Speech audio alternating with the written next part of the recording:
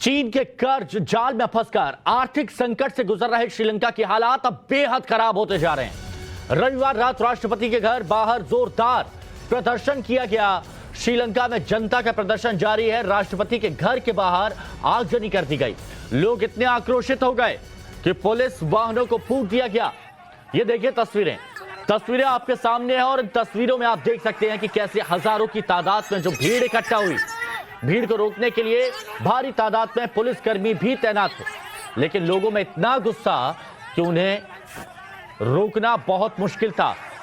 और ये जिस बस में पुलिसकर्मी आए थे उस बस को ही स्वाह कर दिया, उस बस को ही आग लगा दी प्रदर्शनकारियों ने। ये तस्वीरें कोलंबो की हैं, जो श्रीलंका की राष्ट्रीय राजधानी है, और श्रीलंका की राजधानी में ये हो रहा है। देखिए, एक तरफ पुलिस मौजूद है जो भीड़ को रोकने की कोशिश कर रही है, तो दूसरी तरफ भीड़ है जो अपना अधिकार मांग रही है, अपना हक मांग रही है, क्योंकि वहां पर खाने पीने के लाले पड़ गए हैं।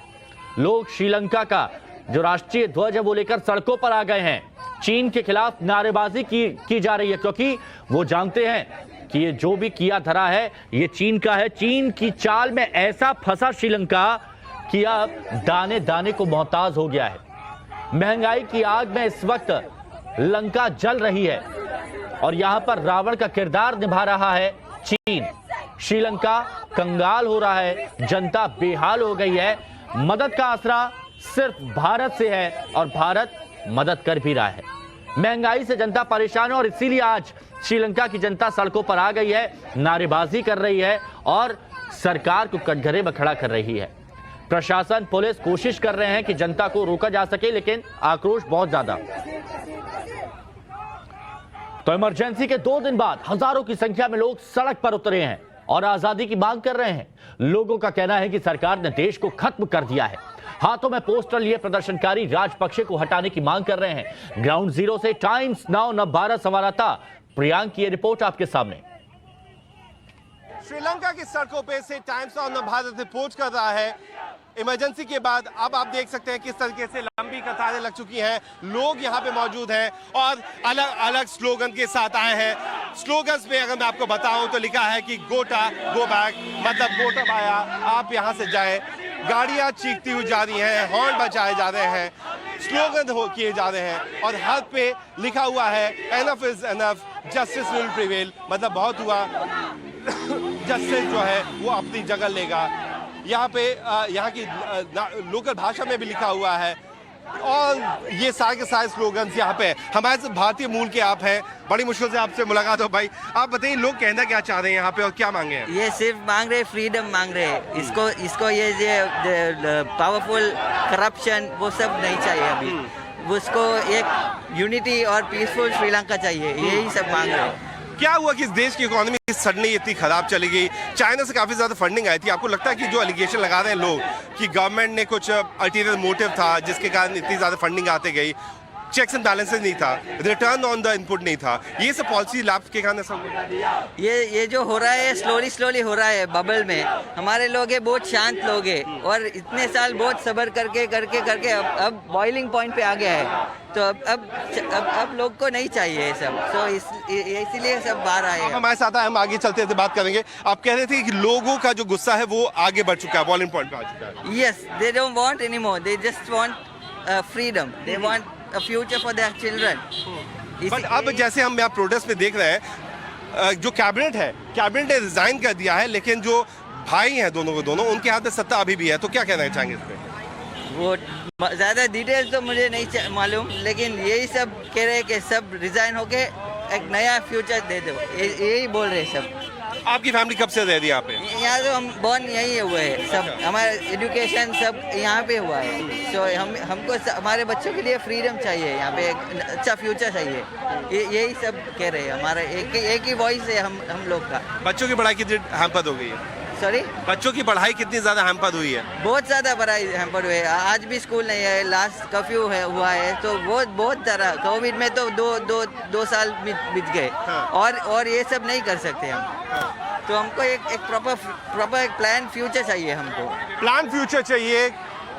आगे के दिन कैसे होंगे वो चाहिए, भविष्य जो अंधकार में जा रहा है उसे सुधारने की कोशिश चाहिए, उसको लेकर के ये सारे के सारे श्रीलंका के लोग अब सड़कों पे आ चुके हैं। हालांकि 2 दिन तक यहाँ पे काफी ज्यादा कर्फ्यू था, स्थिति यहाँ पे सामान्यपूर्ण नहीं थी।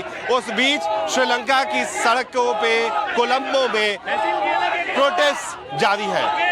कैमरा से पंकज गुप्ता के साथ प्रियांक त्रिपाठी, कोलंबो, टाइम्स ऑफ भारत।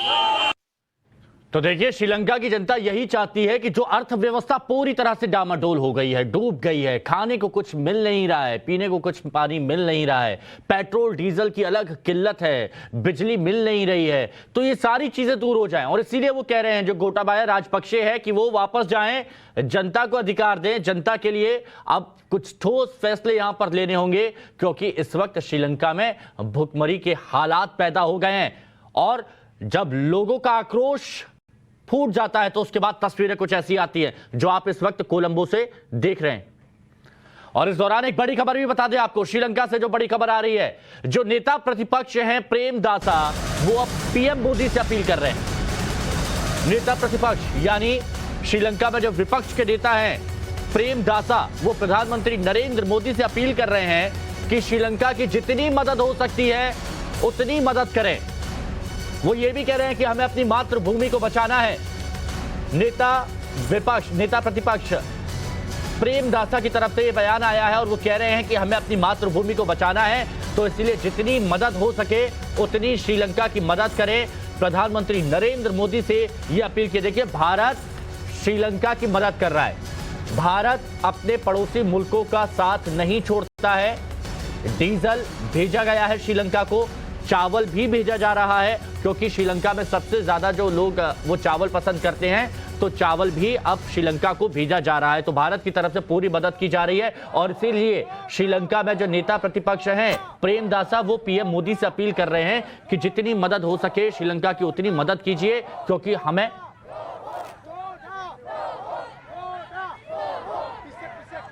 अपनी हेलो मातृभूमि को बचाना है। ऑडियो नहीं आ रहा है।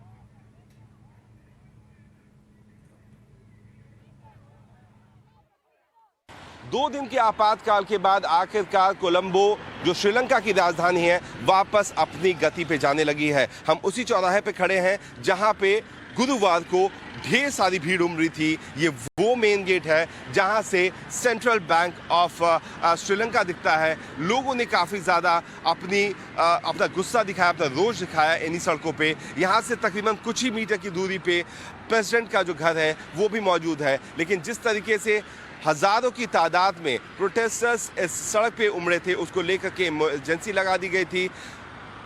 सोमवार की सुबह से ये इमरजेंसी हटा दी गई है, लेकिन रविवार की शाम होते होते सरकार को एक स्ट्रॉन्ग मैसेज देना था लोगों को कि वो उनकी बातों को सुन रहे हैं। उसको लेकर के जो राजपक्षे गवर्नमेंट है, जो कैबिनेट है, उसके ढेर सारे मिनिस्टर्स ने इस्तीफा देने की पेशकश की, जिसमें सबसे पहले प्रधानमंत्री महिंदा राजपक्षे के बेटे नमल राजपक्षे थे। अब देखने वाली बात यह होगी कि इन स्ट्रॉन्ग मैसेजेस, इन कड़े संदेशों को देने के बावजूद भी क्या जनता राजपक्षे सरकार की बात सुनती है या नहीं सुनती है। हालांकि सोमवार की शाम में भी प्रोटेस्टर्स ने एक कॉल दिया है कि वो इन सड़कों पे आएंगे और सरकार की नीतियों के खिलाफ प्रोटेस्ट करेंगे।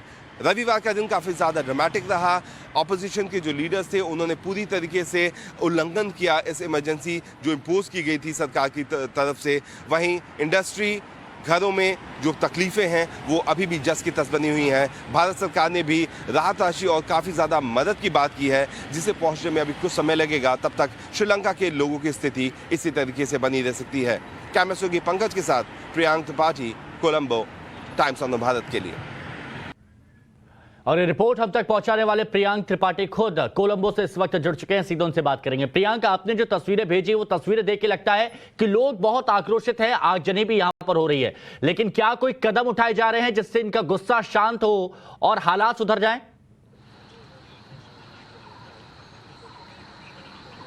जी बिल्कुल, जिस तरीके से नया अपडेट आ रहा है, अभी मैं आपको बता दूं, ये सारे के सारे प्रोटेस्टर्स जो यहाँ पे अलेक्जेंडर स्क्वायर पे थे, वो यहाँ से फ्रीडम स्क्वायर की तरफ बढ़ चुके हैं। लेकिन उस बीच एक बड़ी खबर आ रही है जो हम अपने दर्शकों को बता दें। ये एक्सक्लूसिव जानकारी है हमारे पास कि 3 और कैबिनेट मिनिस्टर जो कि रूलिंग पार्टी के हैं, उन्होंने अपने अपने पद को संभाल लिया है। यानी जो फाइनेंस मिनिस्टर हैं वो अली सबरी बन गए हैं, उन्होंने फाइनेंस मिनिस्टर का पोस्ट लिया है। यानी जो वित्त मंत्रालय है अब वो उनके जिम्मे होगा। दिनेश जो है वो उन्होंने एजुकेशन मिनिस्टर यानी जो एजुकेशन डिपार्टमेंट है उसके मिनिस्टर हो गए हैं। फॉरेन मिनिस्टर के लिए प्रोफेसर GL पेरिस को नियुक्त किया गया है। जॉनसन फर्नांडो उन्होंने मिनिस्ट्री ऑफ हाईवेज लिया है। एक ऐसा देश जहां पे टूरिज्म बहुत ज़्यादा इंपॉर्टेंट है, वहां पे हाईवेज का भी बहुत ज़्यादा महत्व होता है। ऐसे हालात में इन 3 से 4 जो नए मंत्रालय थे उनके जिम्मेदारी दी गई है। वहीं दूसरी तरफ मैं आपको बता दूं हिमांशु, जिस तरीके से राष्ट्रपति जो है गोटाबाया राजपक्षे, जिनके खिलाफ नारेबाजी हो रही है, हर तरफ प्रदर्शन हो रहा है, उन्होंने सारे के सारे पार्टी जो अपोजिशन में पार्टीज हैं उनके नेताओं को निमंत्रण दिया है कि वो भी आए, सरकार में अपनी भागीदारी दिखाएं। ये एक साजिश है, ये एक कोशिश है, माफ कीजिएगा, जिसके तहत जो अपोजिशन जो है उसकी जबान भी बंद करने की कोशिश की जा रही है। तो पॉलिटिकल फ्रंट पे जिस तरीके से अपोजिशन को रिझाने की नई नीति अपनाई गई है, वहीं दूसरी तरफ से एक बार फिर से जो राजपक्षे भाई बंधु हैं, जो दोनों भाई हैं, प्रधानमंत्री और राष्ट्रपति, उन्होंने एक बार वापस से जो इंपॉर्टेंट मंत्रालय है वो अपने हिस्से में रख लिया है। फाइनेंस, एजुकेशन, हाईवे और फॉरेन अफेयर्स, ये 4 जो महत्वपूर्ण मंत्रालय है एक बार फिर से राजपक्षे सरकार के पास ही गए हैं। देखने वाली बात होगी अपोजिशन इस मांग को मानता है नहीं। जी प्रियांक, एक बार जरा वहां की अगर आप तस्वीरें दिखा सकें, जो कुछ हालात वहां पर हैं, क्या वो धीरे धीरे सामान्य होते नजर आ रहे हैं या फिर अभी भी वही हाल है, जो लोगों के हाल मतलब जो परेशान हैं उनको कुछ मिल नहीं रहा है, वैसी ही तस्वीरें दिख रही हैं?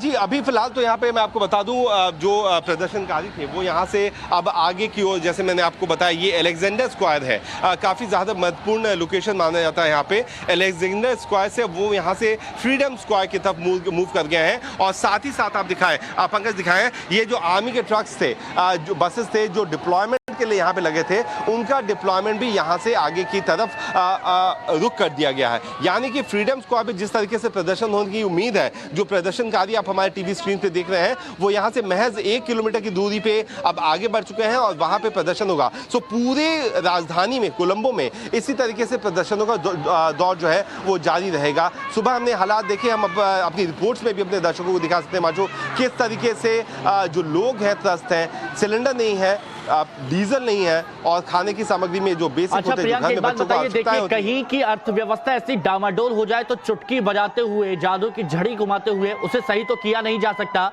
लेकिन फौरी राहत कैसे दी जा रही है, क्योंकि इस वक्त फौरी राहत देना बेहद जरूरी है।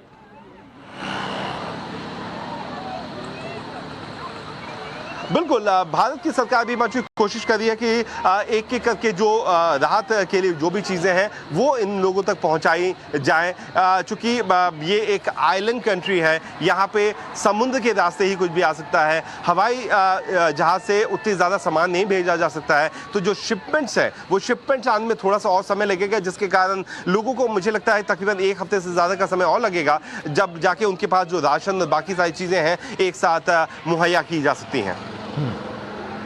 और फिलहाल अभी कुछ फैसले ऐसे लिए जा सकते हैं जिससे कुछ हालात में सुधार हो, क्योंकि देखिए मंत्रिमंडल में बदलाव आप कर देंगे लेकिन वो जल्द से जल्द कुछ ऐसा कर नहीं पाएंगे, तो अब क्या रणनीति अपनाई जाएगी, किस दिशा में काम किया जाएगा जिससे यहाँ के हालात सुधरें?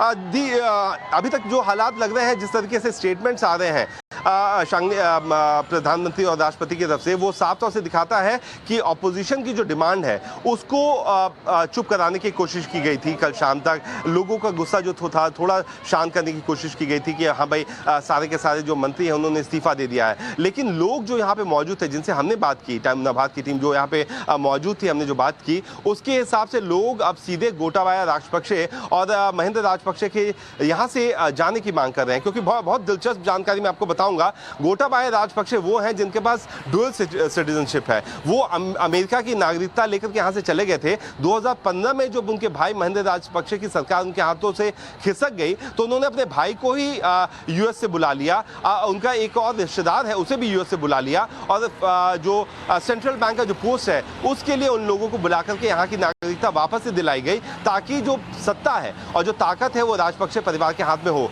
स्थिति जस की तस है, राष्ट्रपति प्रधानमंत्री दोनों सेम है। वहीं जो इंपॉर्टेंट पोर्टफोलियोज थे फाइनेंस के, हाईवे के, एजुकेशन डिपार्टमेंट के और फॉरेन अफेयर्स के, ये चारों के चारों पोर्टफोलियो एक बार वापस से राजपक्षे भाइयों ने अपने हाथों में रखा है। अपोजिशन पार्टी को बोला गया है कि आप भी आइए सरकार में शामिल हो, लेकिन इतनी ज्यादा इंपॉर्टेंट मंत्रालय अगर वापस से रूलिंग पार्टी के पास चली जाती है तो अपोजिशन के हाथ में क्या रहेगा, ये देखने वाली बात है। बिल्कुल चौंकाने वाली खबर ये आपने दी है प्रियांक, और ये लिटरली बताती है कि जब राष्ट्रवाद पर परिवारवाद हावी हो जाए तो उसके बाद देश के हालात क्या हो जाते हैं। लेकिन क्या अब राजपक्षे परिवार कुछ सबक लेगा? क्या परिवारवाद को त्यागा जाएगा और जो पॉलिसीज हैं जिनको अब मजबूत करना है उन पर काम होगा, फोकस होगा, या फिर वही रीत पे चलेंगे जो चली आ रही है?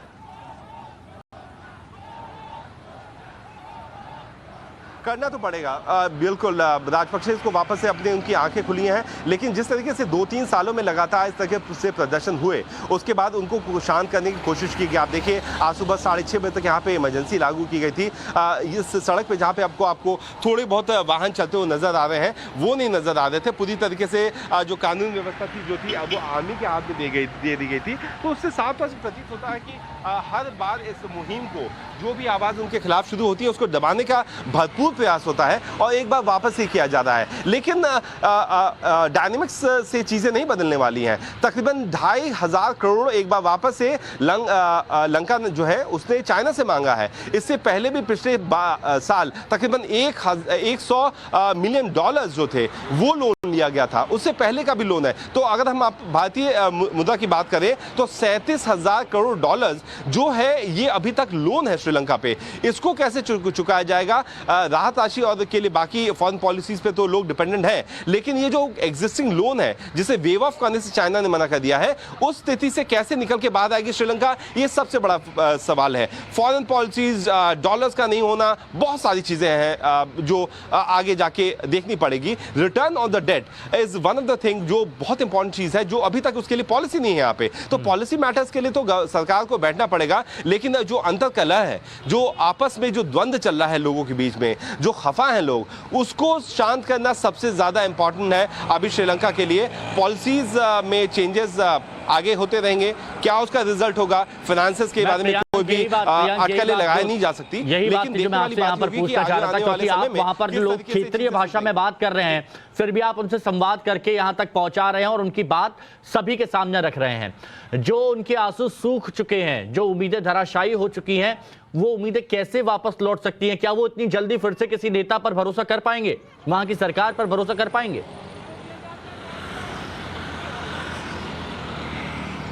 बिल्कुल नहीं, क्योंकि अभी जो सरकार है यहाँ पे, जो अभी प्रेजेंट गवर्नमेंट है, उसको हटाने की लगातार बात करते हैं। अगर सरकार रिजाइन भी देती है, नई गवर्नमेंट का फॉर्मेशन होता है, तो उसमें देखने वाली है। हालांकि ये जो बात है ये बिल्कुल हाइपोथेटिकल है, ऐसा कुछ होता प्रतीत नहीं आ रहा है, क्योंकि कल शाम को ही हमने देखा राष्ट्रपति के ने अपोजिशन पार्टीज को अपील की आज सुबह में। कल शाम को जो इंपॉर्टेंट मेंबर्स थे उन्होंने रिजाइन कर लिया, लेकिन स्थिति जस की तस बनी हुई है। इंपॉर्टेंट पॉलिसीज को लेकर क्या डिसीजन होंगे, क्या फॉरेन पॉलिसी में चेंजेस होंगे, क्या फॉरेन एड के पास आएंगे? क्योंकि अगर आप देखिए आईएमएफ के जाने के तरफ जाने के बजाय श्रीलंका ने कोशिश की कि चाइना के पास चले, ये जाके बैठ गया चाइना की गोदी में। अब चाइना का जो सिनेरियो है, समझनी होगी राजपक्षे परिवार को, श्रीलंका की सरकार को भी, कि चीन से दोस्ती, ड्रैगन से दोस्ती, पाकिस्तान के हाल देख लीजिए और ऐसे ही श्रीलंका के हाल देख लीजिए। खैर ठीक है, फिलहाल प्रियांक आप हमारे साथ बने रहें, एक रिपोर्ट भी यहां पर हम दिखाएंगे कि कैसे आर्थिक संकट से जूझ रहे श्रीलंका के हालात धीरे धीरे खराब होते जा रहे हैं। इस बीच प्रधानमंत्री के बेटे नमल राजपक्षे ने इस्तीफा दे दिया और इसके साथ पूरी कैबिनेट ने भी इस्तीफा दे दिया।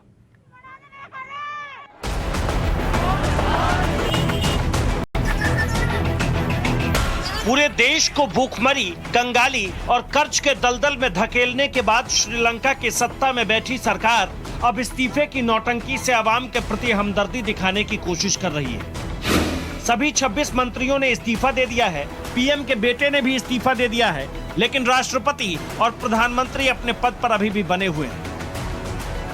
एक तरफ लोगों में गुस्सा है, आक्रोश है, भूख के लिए लड़ाई है, दूसरी तरफ राजनीतिक ड्रामा है और इस ड्रामे का पहला चैप्टर कैबिनेट के सभी मंत्रियों के इस्तीफे के बाद शुरू होता है। मैंने सभी पदों से इस्तीफा दे दिया है, इसकी सूचना भी मैंने राष्ट्रपति को दे दी है। मैं अपने वोटर और पार्टी के लिए हमेशा प्रतिबद्ध रहूंगा। नमल राजपक्षे, महिंदा राजपक्षे के बेटे। इसमें कोई शक नहीं कि आक्रोश की आग में जल रहे श्रीलंका को भरपूर मदद की दरकार है। साथ ही सच ये भी है कि राजपक्षे सरकार के खिलाफ श्रीलंका के लोगों का गुस्सा दिन ब दिन बढ़ता जा रहा है, क्योंकि जिस देश की हालत पहले से ही कर्ज, कोविड, सरकारी नीति और चीन के चक्कर में बर्बाद है, वहां ऐसी सियासी नौटंकी से हासिल कुछ नहीं होगा, क्योंकि देश की छात्र छात्राएं भी सरकार के खिलाफ सड़कों पर उतर गए हैं। श्रीलंका में हालात बिगड़ रहे हैं। कंगाली से घटते बच्चे, बूढ़े और नौजवान अब सड़कों पर उतर आए हैं। ऐसी हालात में केंद्र सरकार ने उन पे आपातकाल थोप दिया है। उस बीच यूनिवर्सिटी के स्टूडेंट सामने आए और उन्होंने जमकर प्रदर्शन किया, लेकिन जिस तरीके से शाम होते होते प्रधानमंत्री के इस्तीफे की पेशकश सामने आई, उसको देख करके अटकलें और भी ज्यादा बढ़ गईं। उसके बाद प्रधानमंत्री कार्यालय ने इस पूरी अटकलबाजी को खारिज कर दिया है। प्रधानमंत्री महिंदा राजपक्षे के इस्तीफे की खबर सामने जरूर आई थी, लेकिन आखिर में पीएम को छोड़कर सभी मंत्रियों ने इस्तीफा दे दिया। सरकार अपनी गलती को ढकने के लिए कोशिशें जरूर कर रही है, लेकिन लोगों का गुस्सा कम नहीं हो रहा। एक एक करके चीजें खराब हुई, पहले कुछ, बाद में फिर कुछ सारी चीजें। कैसे लगता है कब देश ठीक कैसे होगा? हमें करीब कोविड के बाद से किसी गवर्नमेंट के ऑफिशियल ने आके कहा नहीं कि हमें कैसे चलना चाहिए इस देश में। कोई हमें दिशा निर्देश नहीं मिला है आज तक। हमें सिर्फ सरप्राइजेस मिलते रहते हैं, कभी लाइट काट देते हैं, कभी हमें बोलते हैं डीजल नहीं है। तो हमारी फैक्ट्रियों का और हमारे सारे बिजनेसेस बंद पड़े हुए हैं और हमारे जो वर्कर्स हैं उनके लिए हमने अपने घरों के दरवाजे खोल दिए, लेकिन हमारे पास भी अभी घर में आप चल के देख सकते हैं गैस नहीं है। आपने सुना जिस तरीके से ये सारे के सारे लोग यहाँ पे मौजूद हैं, जाहिर सी बात है जैसी स्थिति हो चुकी है, ऐसे हालात में क्या करें, ये पशुपेश की स्थिति अभी भी बनी हुई है। श्रीलंका अपने सबसे बुरे दौर में है। लोगों के किचन में अनाज नहीं है, घरों में बिजली नहीं है, जेब में पैसे नहीं है। ऐसे में गुस्सा चरम पर है, जिस पर काबू करने के लिए महिंदा राजपक्षे की सरकार इस्तीफे वाली नौटंकी पर उतर आई है। कोलंबो से प्रियांक त्रिपाठी के साथ bureau report, times now Navbharat. तो देखिए, आर्थिक संकट से जूझ रहे श्रीलंका में लोग सड़कों पर उतर गए हैं।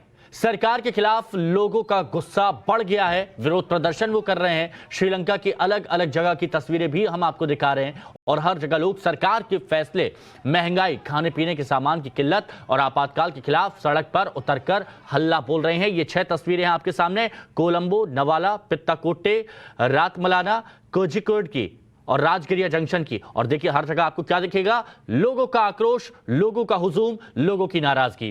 प्रियांक हमारे साथ में बने हुए हैं। प्रियांक, भारत की तरफ से मदद की जा रही है, लेकिन क्या श्रीलंका जो चीन की ओर हमेशा जिसका झुकाव रहता है, क्या इस बात का एहसास होगा कि मुश्किल के वक्त पर अपने ही काम आते हैं?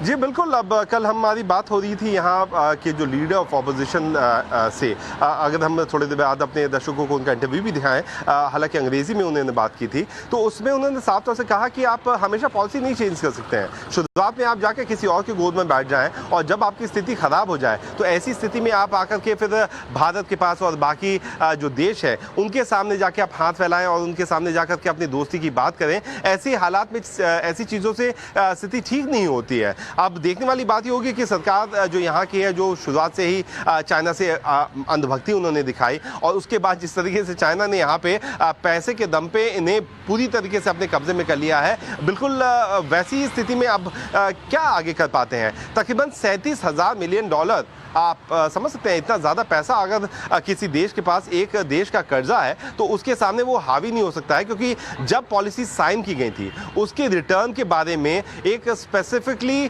डोमिनेशन जो था, हमें जहाँ तक जानकारी मिली है वो चाइनीज गवर्नमेंट का था, श्रीलंकन गवर्नमेंट का उसमें कोई भी से नहीं था। आंख बंद करके अंधभक्ति में जिस तरीके से यहाँ की सरकार ने चाइना से माफ कीजिएगा पैसे लिए हैं, अब ऐसे हालात में चाइना कितनी इनकी सुनता है, कितना डोमिनेट करता है, कितनी इनकी जमीन मांग लेता है, क्योंकि एक पोर्ट पे तो इनका कब्जा हो ही चुका है, दूसरा पोर्ट कोलंबो में ही बिल्कुल पास बंदा है, मेरे होटल से साफ तौर से नजर आता है, मैं शाम को आपको तस्वीरें दिखा पाऊंगा।